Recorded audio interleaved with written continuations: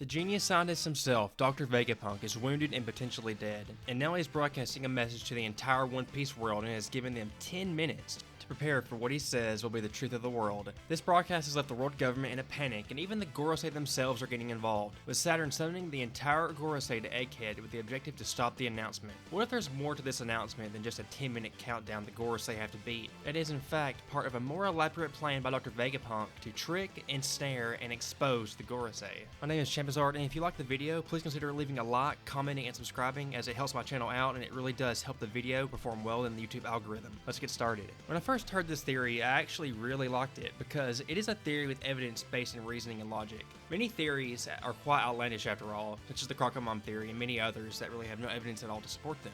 The world government has descended upon Egghead with a plethora of vice admirals for a buster call, accompanied by Admiral Kizaru and Saturn with the objective of killing Dr. Vegapunk. We see at the end of chapter 1108 that Vegapunk has an announcement to make and that he wishes to reveal the truth of the world. In chapter 1109, we get a bit more context to this issue, in that Vegapunk wants to allow 10 minutes for everyone to prepare for the message, originally wanting it to be an hour. Right there lies the problem. With a 10-minute countdown, from a writing perspective, Oda clearly wants to create a feeling of suspense of doing a countdown as everyone holds their breath in anticipation for the clock to hit 0. Similarly what he did in Dressrosa vs. Doflamingo after Luffy finished using Gear 4, or against Kaido on Onigashima before the touchdown on the Flower Capital. Why does Dr. Vegapunk have to do a countdown to begin with? The Gorosei conclude that the message being broadcasted is most likely a pre-recorded failsafe by Vegapunk, meaning he had the message recorded ahead of time in the event of his death. Once Vegapunk was to die, the broadcast would air to expose the world government with the information he has, so Dr. Vegapunk, despite being dead, could still get the last laugh in the end. We see Shaka talking to Dragon at the beginning of the arc, telling him he believes he will die soon. We even see Dragon having a recollection of this once the broadcast begins to air. It's unclear if Shaka meant the main Vegapunk himself, or Shaka, the vessel of Vegapunk, would be the one to die. But if Vegapunk anticipated he would likely be dying soon, it's natural for a man of his caliber and intellect to prepare for the worst and have a plan if his death is going to transpire, or there is a high chance of it happening. Expecting it would be the world government themselves that would kill him, he would want to prepare to use that to his advantage and hurt them in the process. Saturn informed the rest of the Gorosei that he surmised that Vegapunk is dead after being shot by Kizaru. After the broadcast begins airing, we actually see Sanji trying to talk to Dr. Vegapunk, who seemingly is passed out or dead. Sanji receives no response. This is where the Gorosei deduce the message is likely pre-recorded and set to begin broadcasting upon his death due to the timing. But knowing Oda and how he writes One Piece, it's hard to believe Vegapunk is actually truly dead, and Saturn, believing that he is dead, isn't anything more than a misdirect to make readers buy into Vegapunk's death. Eiichiro Oda is known for his fake-out deaths in the series after all, yet there's many examples of this where he'll make us believe somebody is dead only to pull the rug out from under us and reveal that they're still alive. And this isn't always a good thing. The broadcast being aired upon Vegapunk's death is the easy assumption to make from an in-world perspective, but from a reader's standpoint, it's hard to think there isn't more than meets the eye. The theory I'm discussing now suggests that Vegapunk broadcasting the message and doing a countdown is in itself a trap, not the fact that it would broadcast upon his death. Vegapunk could actually be using the broadcast as a means to threaten the world government into forcing the hand, and it's all just a ruse to ensnare and expose them right then and there, and at the end of the countdown would actually result in them being exposed due to coming to Egghead in an attempt to stop it, with the Gorosei all being in their demon awakened forms, and that no secret reveal is actually being planned by Vegapunk at the end of the countdown. I actually do quite like this theory, as there's definitely lots of sense to it. Vegapunk is clearly a brilliant individual and the type of guy who will devise fail-safes in case of bad events, especially if he is already beginning to anticipate his own death, as we see when he's talking to the dragon. His curious nature of delving into the Void Century and what Ohara was researching is something the world government doesn't want to get out. So Vegapunk knew he was treading on dangerous waters in regard to doing just beyond research that would benefit the world government, such as trying to understand the power source of the giant robot we have also seen on Egghead, which many believe is also preparing to do something at the end of this countdown, but we'll have to see where that plot theory goes. It's unclear if Shaka said anything else to Dragon regarding his death beyond what we were shown by Oda many chapters ago. It's also feasible that more was said that could lead to Dragon's lack of involvement. Many people were hoping Dragon would get involved in this arc, such as Dory and Bragi have, but Dragon seems less and less likely to have any substantial involvement in this arc, despite there being many holding out hope for it to actually happen. Vegapunk and Dragon have an established association and friendship as we've seen them together in the wake of the Ohara Buster Call earlier in the arc.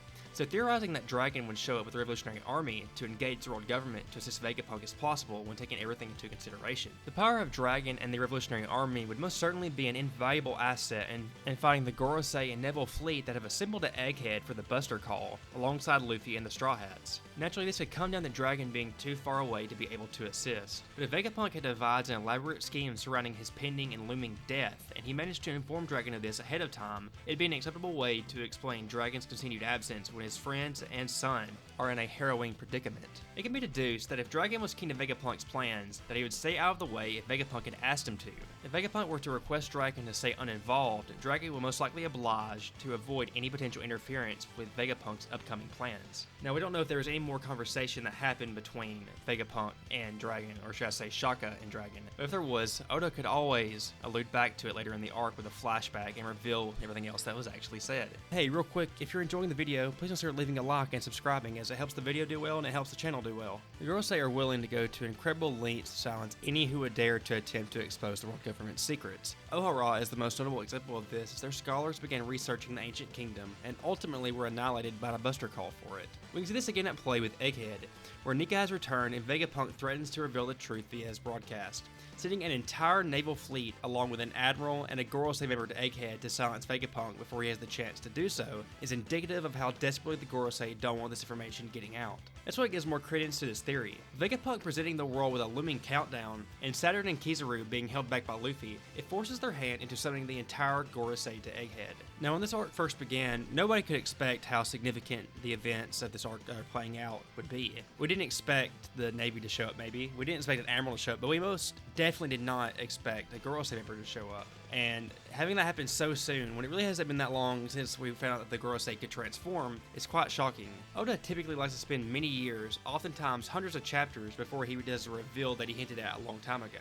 But this hasn't been the case with the Gorosei, specifically Saturn. It's only been about 50 to 60 chapters. We first saw that they could transform when all of them transformed around Sabo in an attempt to prevent him from escaping. Many people, me included, expected this reveal to take a very long time before we saw the actual designs of their transformations. Oda will often tease people for years with just silhouettes of their designs, like he did with Kaido and Big Mom.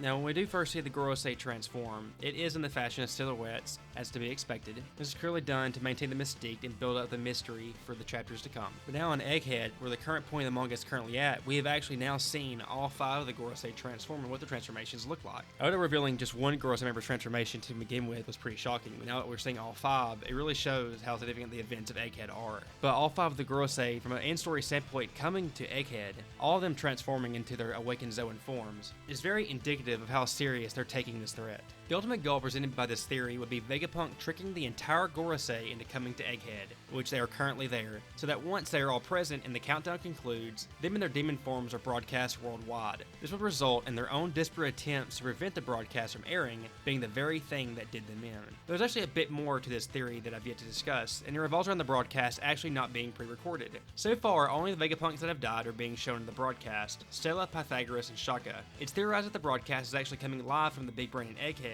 and isn't pre-recorded at all, and only seems that way as a method of baiting the Gorosei. But I personally am unsure of this particular aspect, as we do see the physical, actual main body of Vegapunk in this pre-recording. Where the message is being broadcast live by the dead Vegapunks, or is a pre-recorded message at the trigger upon Vegapunk's death, or some other setup condition, the goal could be the same. Lure the Gorosei into coming to Egghead by tricking them into believing they have to hurry and stop the broadcast, then expose them once they arrive. Judging off the way things are currently transpiring at Egghead, how much credence is there to this theory? Well, we've known for a while that one Gorosei member came to Egghead to help ensure Vegapunk's demise. But now we've also seen that due to this broadcast and what it could mean for the world, all 5 of the Gorosei have come to Egghead as they urge Saturn to summon them to the island. So this was indeed Vegapunk's plan to find a way to lure them to Egghead. That's already been accomplished. The Gorosei are also taking this threat very seriously for all 5 of them to assemble to fight Luffy, and to get to Vegapunk to stop the broadcast. But now that all 5 Gorosei members are there, will the broadcast end here right now and expose them right where they stand, cutting the broadcast short early? Or does it have to wait the full 10-minute countdown like it's been implied? I think some of the biggest supporting evidence for this theory is the reaction from the Gorosei upon hearing the broadcast is being broadcast worldwide and that there's a 10-minute countdown. Because that threat is all it took for them to urge Saturn to assemble them all at Egghead in an all-out attempt to stop this broadcast. But maybe this isn't a trap by Vegapunk at all. Maybe he really does to intend to broadcast and share a message to the world at the end of the countdown, and that all this theorizing about it being an attempt to lure the Gorosei and trap and expose the Gorosei is actually not the case at all, and there could be something totally different.